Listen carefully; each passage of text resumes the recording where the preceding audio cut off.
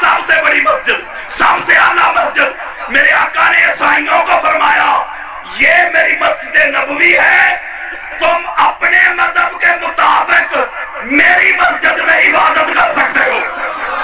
اب قرآن مجید فرقان حمید کی جو سورہ النساء کی آیت نمبر 80 جو میں نے آپ کے سامنے پڑھی، اس میں اللہ نے فرمایا ایک عالم سے لے کے ایک عام سادہ انسان تک بھی اللہ کا یہ پیغام اور فرمان سمجھ رہا ہے۔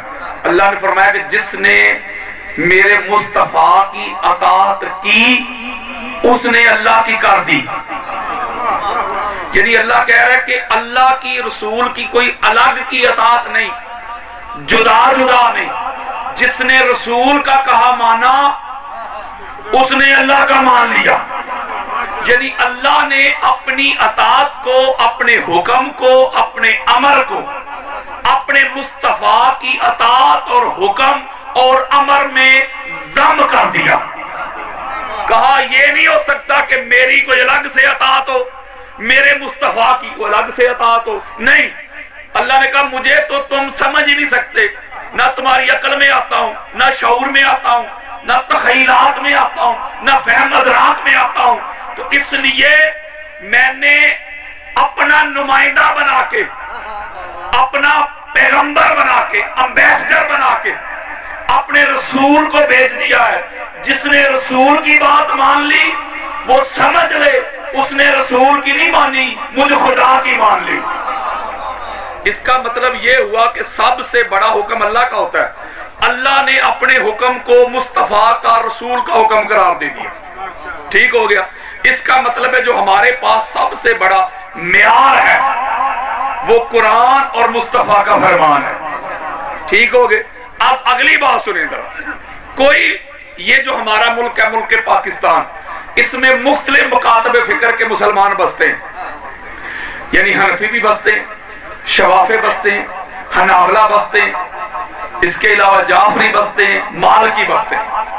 یعنی مختلف سکول آف تھاٹ کے لوگ اپنی فقہ کے مطابق وہ عبادت بھی کرتے ہیں، ریاضت بھی کرتے ہیں اور عمل بھی کرتے ہیں۔ یعنی اس ملک میں جو حنفی سکول آف تھاٹ کے لوگ ہیں، جو خود کو سنی بھی کہتے ہیں، رضوی بھی کہتے ہیں، وہ رضوی امام علی رضا کی نسبت سے نہیں، وہ احمد رضا کی نسبت سے ہیں۔ وہ اپنے مسلک میں، اپنی فقہ میں مکمل آزاد ہے۔ آپ دیکھتے جب وہ اذان پڑھتے ہیں تو اذان کے ساتھ وہ الصلاۃ والسلام علیک یا رسول اللہ پڑھتے ہیں۔ کوئی بندہ جا کے ان کو روکتا ہے کہ تم ایسا کیوں پڑھتے ہو؟ اس کا مطلب ہے وہ اپنی فقہ میں آزاد ہے نا۔ بولیں یار، ایک طبقہ ایسا ہے وہ جب نماز پڑھتا ہے تو ہاتھ باندھ کے پڑھتا ہے، ان کو کوئی نہیں روکتا۔ ایک طبقہ ایسا ہے وہ ہاتھ کھلے چھوڑتا ہے، یعنی مالکی۔ ایک طبقہ ایسا ہے وہ رفع یدین کرتا ہے، یعنی شوافی اور حنابلہ۔ ایک طبقہ ایسا ہے اس ملک میں مسلمانوں کا، وہ آمین بالجہر اونچی آواز میں کہتا ہے، کوئی ان کو نہیں روکتا۔ اس کا مطلب ہے ہر مسلک اپنی فقہ کے مطابق عمل کرے تو اس ملک میں وہ آزاد ہے۔ بولیں یار ذرا آزاد ہے کہ نہیں؟ زیادہ ٹائم نہیں، ذرا میرا ساتھ دیں۔ آزاد ہے جی۔ اگر کوئی کہتا ہے کہ یہ اگلا ماہ آنے والا ہے 1-2 دن میں، ربیع اول، آپ کو پتا ہے کہ ربیع الاول کے جلوس نکالے جائیں گے، بازار سجائے جائیں گے، گنبد خضرا کی شبیہ بنا کے چوک میں رکھی جائے گی، خانہ کعبہ کی شبیہ بنا کے بازار میں سجائی جائے گی۔ کوئی ایک بندہ مجھے بتائیں کہ کسی شیعہ بھائی نے ڈی سی او کے آفس میں جا کے کوئی درخواست دی ہو، یا لوکل جو پولیس سٹیشن ہے اس کا ایس ایچ او کے آفس میں جا کے اس نے کوئی درخواست، کوئی اپلیکیشن دی ہو کہ میری گلی سے، میرے گھر کے سامنے سے میلاد النبی کا جلوس گزرنے والا ہے، میں نے نہیں گزرنے دینا؟ بولو یار جی، نہیں روکتا کوئی۔ اس کا مطلب یہ ہوا کہ اہل سنت وہ اپنی فقہ میں آزاد، دیوبند وہ بھی آزاد، اہل حدیث وہ بھی آزاد، بلکہ یہ تو مسلمانوں کے مسالک ہیں۔ اس ملک میں دیگر مذاہب بھی آزاد ہیں۔ اس ملک میں عیسائی ہیں، وہ اپنے مذہب کے مطابق عبادت کرتے ہیں، ان کے چرچ ہیں، ان کو کوئی نہیں روکتا۔ ہندو بھی آزاد ہیں، سکھ بھی آزاد ہیں، بلکہ سکھوں کے لیے تو ہماری حکومت نے بڑی سہولتیں پرووائڈ کر دی ہیں، بالکل ہر بندہ آزاد ہے۔ بولیں یار، ایک طبقہ کہتا ہے اللہ کو مانو، اللہ کو مانو، میلاد النبی یہ بدعت ہے، وہ میلاد النبی سیمینار نہیں کرتے، وہ کہتے ہیں سیرت النبی مناؤ۔ وہ کیا کہتے ہیں؟ سیرت کی بات کرو۔ ایک طبقہ ایسا ہے وہ کہتا نہیں توحید کی بات کرو، توحید سیمینار۔ اوے اللہ کو ماننے والوں، اللہ کے نام پہ توحید سیمینار کرنے والوں، اللہ کو مانتے ہو، اللہ کی کیوں نہیں مانتے؟ قرآن کس کا کلام ہے؟ قرآن کس کا کلام ہے؟ یا قرآن کس کا کلام ہے؟ اللہ کا۔ بولے یا اللہ کا۔ تو اللہ کیا کہتا ہے؟ اللہ فرماتا ہے لا اکراہ فی الدین۔ اللہ کہتا ہے سنو جی مولا، دین میں جبر نہیں، تم زبردستی ڈنڈے کے زور پہ اپنا عقیدہ، اپنا مسلک، اپنے نظریات، اپنے تھاٹ زبردستی دوسرے پہ مسلط نہیں کر سکتے۔ اللہ روکتا ہے، اور اللہ یہ بھی فرماتا ہے لکم دینکم ولی دین۔ اللہ کہتا ہے سونیا کہہ دے ان کو تمہارے لیے تمہارا دین، ہمارے لیے ہمارا دین۔ اللہ کا فرمان بتا رہا ہوں۔ اس کا مطلب یہ وہ جو دوسری فقہ کو روکتا ہے، ہو سکتا ہے پرسوں ترسوں سمجھ آئے، لیکن سمجھو گے ضرور۔ میں نے یہی ڈیوٹی کرنی ہے، یہی تبلیغ کر رہا ہوں پوری دنیا میں۔ میں ایک نقطہ سمجھا رہا ہوں آپ کو۔ اس کا مطلب ہے جو دوسری فقہ کو روکے، جو اس کے معمولات کو روکے، جو علی ولی اللہ کی اذان کو روکنے کے لیے اجلاس بلائے، جو عزاداری حسین کے جلوس کو روکنے کے لیے درخواستیں دے، جو اس طرح کا نظریات رکھنے والا بندہ ہے، اسے میرے سامنے کرو، وہ سب سے بڑا اللہ کا منکر ہے۔ تو میں قرآن دے رہا ہوں یار۔ کوئی کہے نہیں بھائی رسول کی بات کرو، حضور کی اطاعت کی بات کرو، حضور کی سیرت کی بات کرو، حضور کی سنت کی بات کرو۔ لقد کان لکم فی رسول اللہ اسوۃ حسنہ۔ حضور کے اسوہ کی بات کرو، اور حضور کی سیرت کی بات کرنے والوں، حضور کی سنت کی بات کرنے والوں، اسوہ رسول کی بات کرنے والوں، آؤ میری طرف میں سیرت رسول بتاؤں، آؤ میری طرف میں سنت رسول بتاؤں، آؤ میری طرف میں اسوہ رسول بتاؤں۔ بخاری مسلم سیاستہ کی دو چوٹی کی پہلی دو کتابیں، اہل سنت کی اس سے بڑی کتابیں ہی نہیں، بلکہ بخاری اور مسلم دونوں کو شیخین مانا جاتا ہے۔ اتنی چوٹی کی کتابیں ہیں یار، دونوں میں حدیث موجود ہے۔ ذرا میری طرف آؤ۔ میرے اور آپ کے پیارے آقا نے عیسائیوں کو فرمایا، کن کو؟ شیعہ کو نہیں، اہل سنت کو نہیں، دیوبند کو نہیں، اہل حدیث کو نہیں، عیسائیوں کو۔ کن کو؟ میرے آقا نے فرمایا حضرات کوبے چکوا لو، اس کی آواز کھولیں ذرا، کوبے چکوا لو، آؤ حدیث مصطفیٰ سناؤ۔ میرے آقا نے عیسائیوں کو فرمایا یہ میری مسجد ہے، مسجد نبوی، کوئی جامعہ مسجد غوثیہ نہیں، جامعہ مسجد عمر بن خطاب نہیں، جامعہ مسجد خالد بن ولید نہیں، جامعہ مسجد رضویہ نہیں، جامعہ مسجد بریلویہ نہیں، اور مسجد نبوی کائنات کی سب سے بڑی مسجد، سب سے اعلیٰ مسجد۔ میرے آقا نے عیسائیوں کو فرمایا یہ میری مسجد نبوی ہے، تم اپنے مذہب کے مطابق میری مسجد میں عبادت کر سکتے ہو۔ نہیں سمجھے یار۔ اب جو عیسائی ہیں، آؤ ذرا میری طرف، جو عیسائی ہیں کرسچن، وہ اس وقت بھی اور آج بھی حضرت عیسیٰ علیہ السلام کو اللہ کا بیٹا مانتے ہیں۔ نہیں سمجھے یار، کیا مانتے ہیں؟ تو کسی نبی کو اللہ کا بیٹا ماننا یہ ایمان ہے؟ ہمارے یہاں کیا ہے؟ وہ اس سے بڑا شرک ہی کوئی نہیں دنیا میں۔ بولو نہ حدیث شرک والے مشرک ہیں، نہ شیعہ مشرک ہے، نہ اہل سنت مشرک ہے، نہ دیوبند مشرک ہے، یہ کسی نبی کو اللہ کا بیٹا نہیں مانتے۔ ہو سکتا ہے پرسوں سمجھو، اور بھائیا ان میں فقہ کا اختلاف ہے، کسی نبی کو اللہ کا بیٹا نہیں مانتے، نہ مولا علی علیہ السلام کو کوئی شیعہ مانتا ہے نہ نبی مانتا ہے۔ اور میرے آقا نے کوئی اس سے بھی بڑا بد عقیدہ ہوگا جو نبی کو اللہ کا بیٹا بنا دے؟ کوئی اس سے بڑی بد عقیدگی ہے؟ تجھے کسی نے سنت مصطفیٰ بتائی نہیں، تجھے کسی نے سیرت رسول بتائی نہیں، تجھے کسی نے اسوہ رسول بتایا نہیں، پڑھایا نہیں، دکھایا نہیں، سنایا نہیں، سمجھایا نہیں۔ اور سیرت کی بات کرنے والوں، سنت کی بات کرنے والوں، حضور کی امت کو اپنی مسجد میں عبادت کرنے سے روکنے والوں، اس کا مطلب ہے جو حضور کی امت کو عبادت کرنے سے روکتا ہے، ٹوکتا ہے، بلکہ میں نے ایسے لوگ بھی دیکھے دوسرے مکتب فکر کا بندہ ان کی مسجد میں آ جائے، وہ شاگردوں کو کہتے ہو اچھے طریقے سے مسجد کی دھلائی کرو۔ صحیح ہے، صحیح۔ اس کا مطلب یہ حضور کی سنت ہے؟ بولو، حضور کی سیرت ہے؟ نہیں ہے نا۔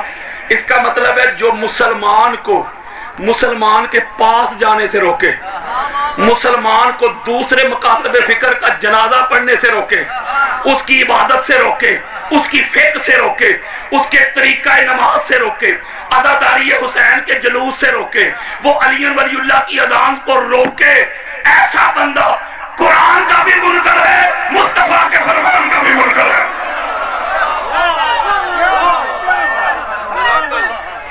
کوئی مسلک دوسرے مسلک کے جو مقدسات نہیں ہوتے اس کا ادب کرنے کا انکار نہیں کرتا۔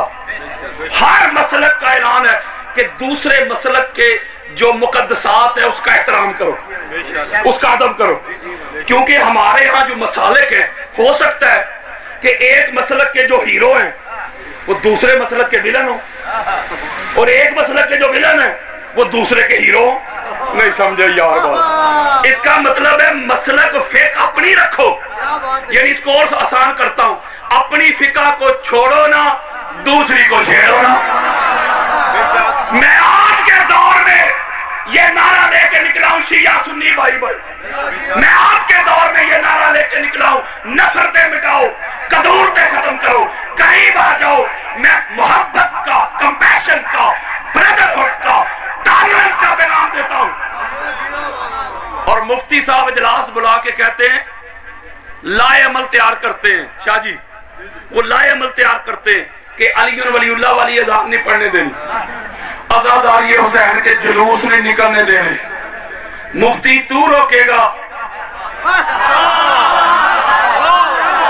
تو علی ولی اللہ کی اذان روکے گا، تو عزاداری حسین کے جلوس روکے گا، اور تو کیا، تیری حیثیت کیا، تیری اوقات کیا، تیری ذات کیا، تیرا وجود کیا، کیا پدی کیا پدی کا شوربہ، اور تیرے باپ امیہ سے لے کے تیرے باپ ضیاء تک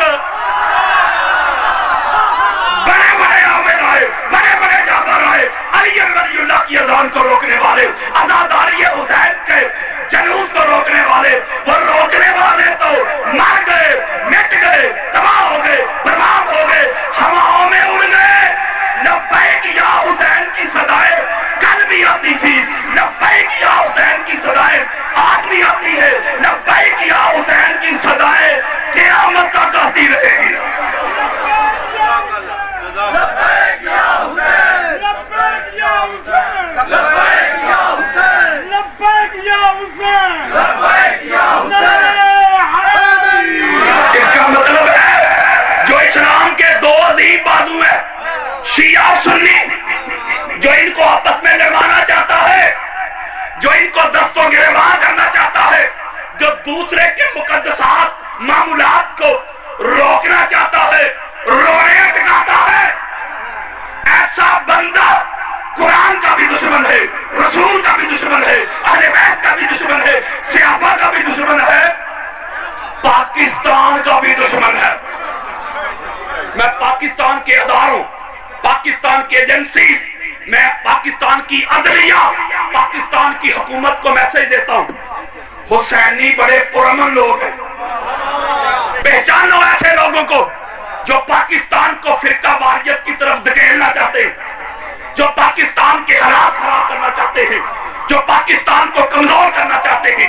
جو ایسے عناصر ہیں نا، ان کو فنڈنگ ہوتی ہے، فنڈنگ، ان کو مال ملتا ہے ریال کی صورت میں، ڈالر کی صورت میں، انڈین کرنسی کی صورت میں، تاکہ پاکستان کے حالات خراب کریں. میں ان کو پیغام دینا چاہتا ہوں، قرآن کے دشمنوں، رسول کے دشمنوں، اہل بیت کے دشمنوں، صحابہ کے دشمنوں، پاکستان کے دشمنوں، ہم تم کو تمہارے نبات غلیظ ارادوں میں کبھی بھی کامیاب نہیں ہونے دیں گے. اس لیے کہ شیعہ اور سنی کل بھی ایک تھے، شیعہ اور سنی آج بھی ایک ہے. جن کو اتنی تکلیف ہے نا شیعہ سے، جو بچوں کو تیار کرتے ہیں، ذہن سازی کرتے ہیں، نفرت دلاتے ہیں. کیا دلاتے ہیں؟ بولو یار، نفرت دلاتے ہیں، بچوں کا مائنڈ سیٹ کرتے ہیں.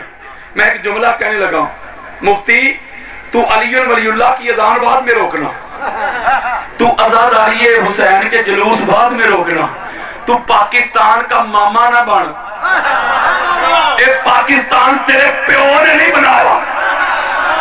جب پاکستان بنانا تھا، ذرا توجہ میرے طرف رکھیں، آج میرا میسج یا خطاب نہیں ہے، ٹائم نہیں.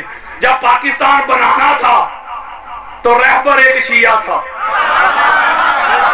نہیں سمجھے یار، لیڈر شیعہ، قائد شیعہ، پیشوا شیعہ، ایک شیعہ کی زیر قیادت.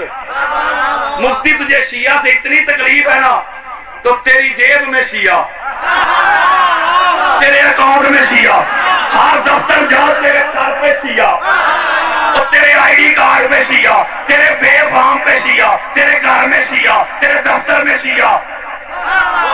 شیعہ سے اتنی تکلیف ہے تو شیعہ کی تصویر والی جو زکوٰۃ اکٹھی کرتا ہے، جو فنڈ اکٹھا کرتا ہے، اگر حلالی ہے نا تو شیعہ کے قریب نہیں جانا، سینے سے لگا کے نہیں رکھنا.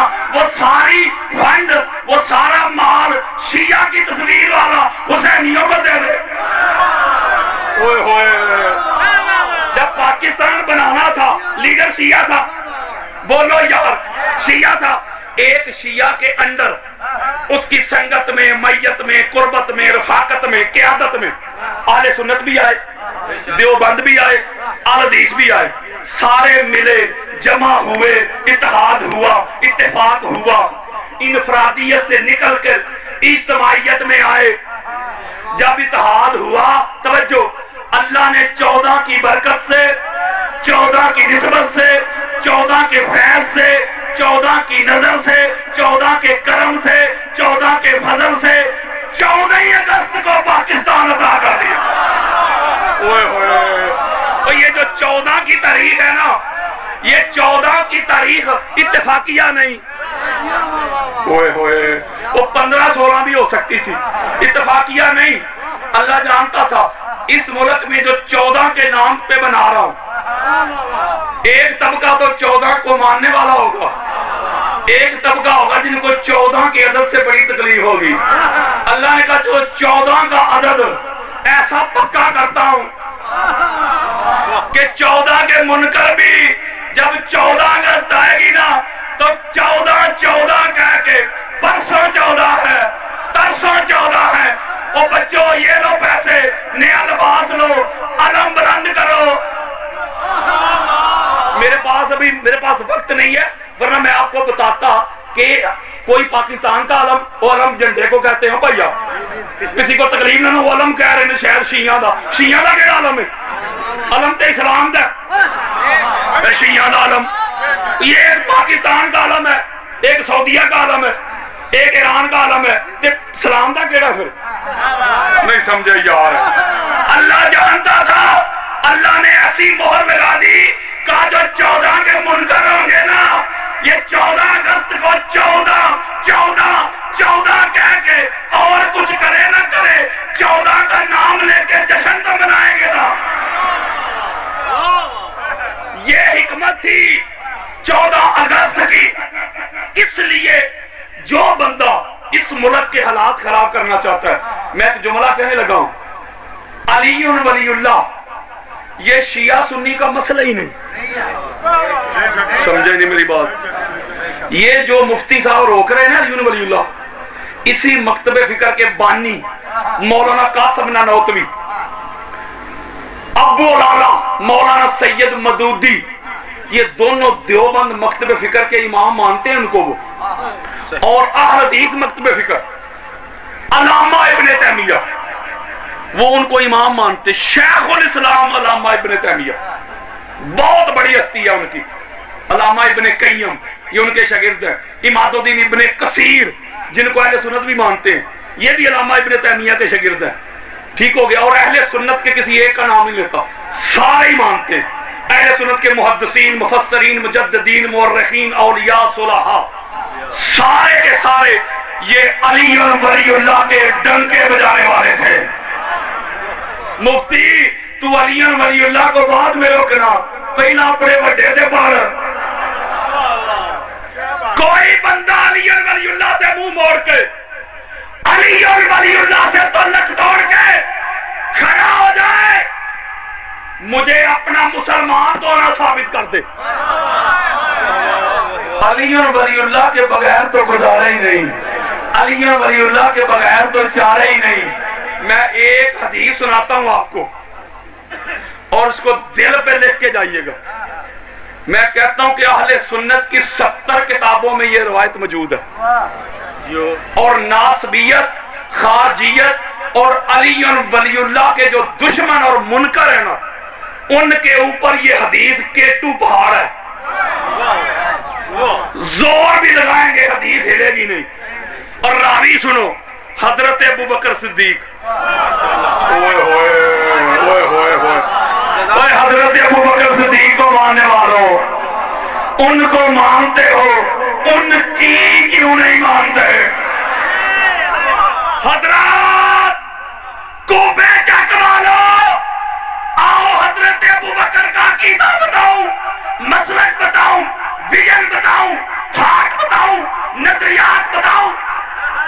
آپ روایت کرتے ہیں رضی اللہ عنہ، آپ کہتے ہیں جب محشر کا میدان لگے گا، جب حساب و کتاب کے بعد پل صراط سے گزر کر لوگ جنت جانے لگیں گے، اللہ کی طرف سے اعلان ہوگا، اللہ کا امر آئے گا، وحی آئے گی، میسج آئے گا، میرے فرشتوں پل صراط سے گزرنے والوں کو روکو. اوئے ہوئے وہ کدھر منہ چکے آجے، اے جی پل صراط سے گزرنا ہے. یہ نمازیں چیک کروا کے آگے ہیں، نمازیں پاس ہیں ہماری، روزے پاس ہیں، حج بھی پاس ہو گئے، عمرے بھی پاس ہو گئے، تراویحیں بھی پاس ہو گئی، عبادتیں بھی پاس ہو گئی، ریاستیں بھی پاس ہو گئی. یہ دیکھیں نیکیاں زیادہ ہیں، گناہ کم ہیں، اس لیے جنت جانے لگے. اللہ کہے گا خبردار، نمازیں پاس کروانے والوں، روزے پاس کروانے والوں، حج اور عمرے پاس کروانے والوں، خبردار خبردار خبردار، کوئی پل صراط سے اس وقت تک گزر نہیں سکے گا جب تک علی ولی اللہ کی گواہی نہیں دے گا.